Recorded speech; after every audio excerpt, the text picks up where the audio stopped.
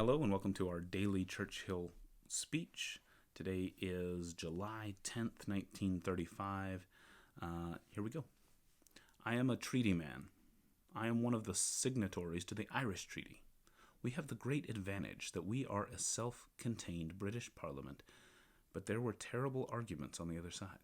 At any rate, we signed this treaty with the Irishmen, and Irishmen died to make it good and to keep it as a great instrument guiding our future relations. No one can possibly impugn the conduct of Great Britain. But what has happened to the treaty now? It has been broken and repudiated. My right honorable friend and the Dominion Secretary unfolded to the House part of the dismal catalogue of repudiation which has marked the last 4 years. The oath of allegiance, the abolition of the Senate, the last remaining vestige of the action of the Crown, and the Governor General, the right of the appeal to the Privy Council, and the new law which makes a British subject a foreigner in the Free State, if a proclamation is made under the Act.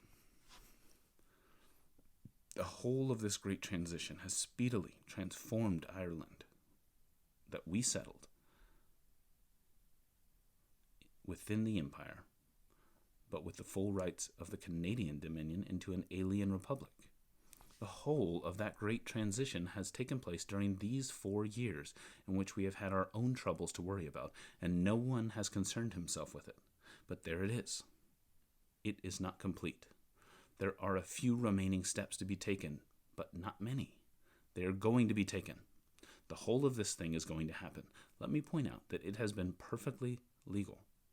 When you pass the Statute of Westminster, and when the chief whip assembled for the first time his mighty legions and returned to the general election and rolled them through the lobby over the 50 who stood out on that occasion, when that happened and a refusal was made by the government to exempt the Irish Treaty from the operations of the statute, when that happened, you regularized every necessary step that has been taken and may be taken in the future to destroy and sweep away every vestige of the treaty made between the two countries.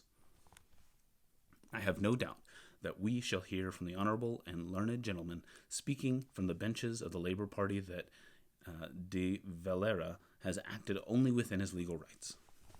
He may have broken every kind of good faith between nation and nation, and every kind of agreement between man, and made it quite clear that the word of Ireland entered into by the people who were his colleagues and with whom he worked in bygone days is not of consequence to him, and that he has been the injured party for all time, and that the small nations and the good faith of small nations has been impugned.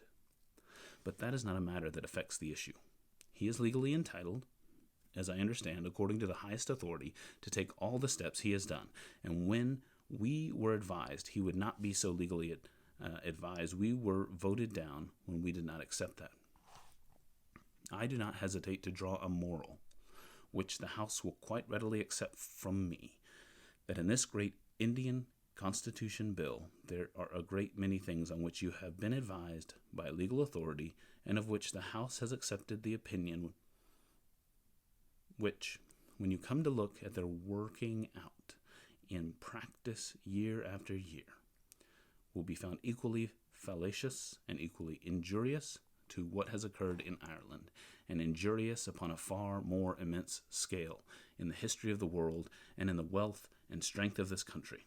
We are bound to draw attention to the past because it is the guide, and the only guide we have to the immediate future. And we are bound to say that ministers who were giving all these airy assurances about Ireland have repeated them during the whole course of this vast Indian Constitution Bill. Good luck.